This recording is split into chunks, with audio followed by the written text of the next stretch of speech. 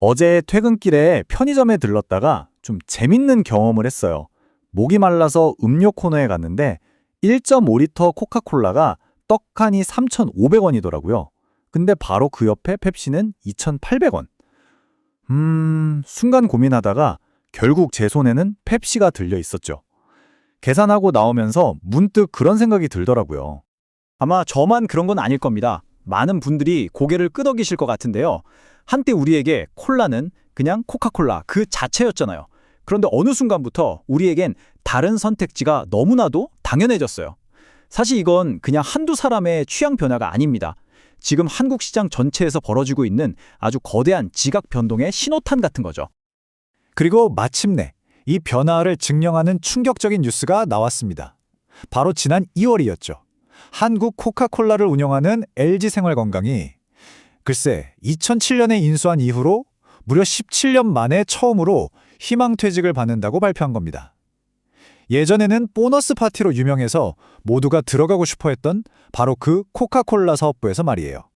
자, 이 그래프가 지금 무슨 일이 벌어지고 있는지를 아주 적나라하게 보여줍니다. 한번 보세요. 매출, 그러니까 전체 판매액은 5.3% 늘었어요. 얼핏 보면 장사 더 잘했네? 싶죠? 그런데 진짜 중요한 속사정, 바로 영업이익은요, 무려 23%나 폭락했습니다. 이게 도대체 무슨 뜻일까요? 물건은 분명 더 팔았는데 정작 회사에 남는 돈은 확 줄었다는 얘기입니다. 다시 말해서 이제는 제값 받고는 도저히 안 팔리니까 1+1 같은 할인 행사를 마구 쏟아부어서 겨우겨우 매출만 유지하고 있다는 거죠. 근데 더 이상한 건요. 이런 위기가 오직 한국에서만 벌어지고 있던 사실입니다. 미국 본사는 물론이고 유럽, 중국, 심지어 바로 옆 나라 일본만 봐도 코카콜라는 여전히 시장의 절대 강자거든요. 매출과 이익 둘 다 아주 탄탄하게 성장하고 있습니다. 아니 도대체 왜일까요? 전 세계 시장을 호령하는 이 거인이 왜 유독 한국 땅에서만 이렇게 힘을 못 쓰고 추락하고 있는 걸까요? 그 해답은요, 단순히 맛이 변했다거나 가격이 비싸다 같은 뻔한 이야기에 있지 않습니다. 바로 한국 코카콜라만이 가지고 있는 아주 독특하고 어떻게 보면 좀 기이하기까지 한 역사 속에 그 진짜 비밀이 숨어 있습니다. 자, 지금부터 그 비밀의 문을 한번 열어보겠습니다. 그러니까 코카콜라 추락의 진짜 원인은 제품 그 자체가 아니라 그 제품을 파는 구조에 있다는 겁니다. 바로 전 세계 어디에서도 찾아보기 힘든 한국 시장에만 존재하는 독점 보틀링 시스템이라는 거죠. 이걸 이해하려면 먼저 코카콜라의 기본적인 사업 모델을 알아야 하는데요. 되게 재밌습니다. 코카콜라 본사는 우리가 마시는 콜라를 직접 만들지 않아요. 오직 비밀의 원액만 만들어서 공급합니다. 그러면 각 나라에 있는 현지 파트너, 이걸 보틀러라고 부르는데 이 보틀러가 원액에다가 물이랑 탄산을 섞어서 병에 담고 또 직접 유통까지 책임지는 거죠. 전 세계 수많은 나라에 각기 다른 법이나 유통 환경에 아주 효율적으로 대응하기 위한 정말 영리한 방식이에요. 바로 이 지점에서 결정적인 차이가 나타납니다. 다른 나라들은 어떨까요? 예를 들어 미국에는 10개가 넘는 보틀러가 있고요. 일본에도 여러 개의 보틀러가 서로 경쟁을 합니다. 당연히 경쟁하니까 가격도 함부로 못 올리고 서비스 품질에도 신경을 쓸 수밖에 없겠죠. 그런데 한국은요, 보틀러가 딱 하나, LG생활건강뿐입니다. 경쟁자가 아예 없는 완벽한 독점 체제인 셈이죠. 아니, 어떻게 이런 이상한 구조가 만들어진 걸까요? 사실 처음부터 독점은 아니었어요. 1968년에 한국에 처음 들어왔을 때는 두산, 우성 같은 4개 회사가 각자 지역을 나눠서 사업을 했죠. 그런데 1991년 대한민국을 뒤흔든 최악의 환경오염 사건이 터집니다.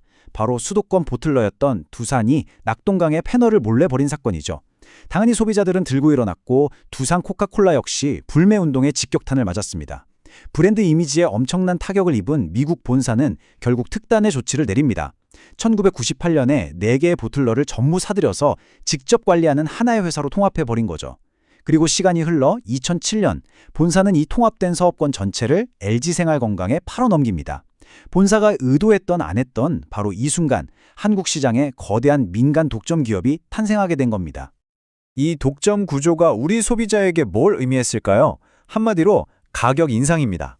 지난 10년이 넘는 시간 동안 LG생활건강은 사실상 아무런 경쟁 압박 없이 가격을 마음대로 그리고 꾸준히 올릴 수 있었어요. 물론 펩시라는 경쟁자가 있긴 했지만 당시만 해도 코카콜라에 대한 충성도가 워낙 높아서 아예 다른 음료 취급을 받았거든요. 그러니 뭐 할인 행사를 할 필요도 없었죠. 부르는 게 값이었고 그래도 사람들은 줄을 서서 사 마셨으니까요. 그렇게 10년 넘게 철옹성처럼 완벽해 보였던 독점 제국. 그런데 정말 누구도 예상하지 못했던 작은 돌멩이 하나가 이 견고한 성벽에 균열을 내기 시작합니다. 바로 아주 작은 라임향 하나가 말이죠. 때는 2019년 롯데 칠성이 아주 조용하게 신제품 하나를 시장에 내놓습니다. 그 이름은 바로 펩시 제로 슈거 라임. 당시만 해도 사실 이 제품에 주목하는 사람은 거의 없었어요. 심지어 롯데 칠성 내부에서조차 이게 될까? 하면서 큰 기대를 걸지 않았다고 합니다. 하지만 이 제품은 그야말로 퍼펙트 스톰, 완벽한 성공의 조건들을 만나게 됩니다. 첫째는 맛이었어요. 상큼한 라임 향이 제로 칼로리 음료 특유의 그 씁쓸한 인공 감미료 맛을 정말 기가 막히게 잡아줬죠. 둘째, 타이밍이 환상적이었습니다. 2020년부터 불어닥친 헬시 플레저, 즉 건강관리 트렌드와 정확히 맞아떨어졌어요. 셋째, 당연히 가격도 코카콜라 제로보다 훨씬 쌌고요. 그리고 마지막으로 이 모든 장점들이 코카콜라에 대한 별다른 충성심이 없었던 2030 젊은 세대의 입맛을 정확하게 저격했습니다. 그리고 이 차트가 그 충격적인 결과를 보여주고 있습니다.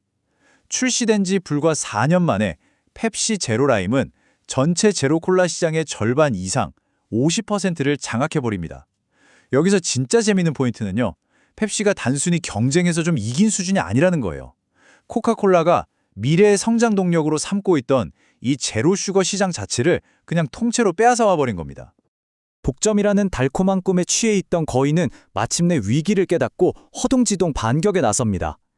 하지만 그 반격은 어딘가 모르게 굼떠 보였고 이미 때는 늦은 것 같았습니다. 코카콜라의 대응은 참 처절했지만 안타깝게도 언제나 한 발씩 늦었습니다. 펩시 제로 라임이 뜨니까 부랴부랴 코크 제로 레몬을 출시했고요. 지난 15년간은 콧대 높게 절대 하지 않던 1+1 할인 행사를 시작했죠. 갑자기 고급스러운 유리병 제품을 내놓으면서 우리는 프리미엄이라고 외치기도 했고 젊은 층을 잡겠다며 SNS 마케팅에 엄청난 돈을 쏟아부었습니다. 하지만 소비자들의 반응은 정말 싸늘했습니다. 한 온라인 커뮤니티에 달린 이 댓글이 당시 분위기를 딱 보여주죠. 대중들의 마음은 이미 떠난 뒤였던 거예요. 이제 와서 할인하면 뭐하냐, 그동안 독점으로 꿀 빨더니 꼴 좋다 같은 비판들이 쏟아졌습니다. 이건 단순한 불만이 아니었어요. 오랜 시간 동안 쌓이고 쌓였던 배신감의 폭발이었죠. 결국 코카콜라의 모든 반격이 실패한 진짜 이유는 바로 여기에 있습니다. 제품의 맛이나 품질이 문제가 아니었던 거죠.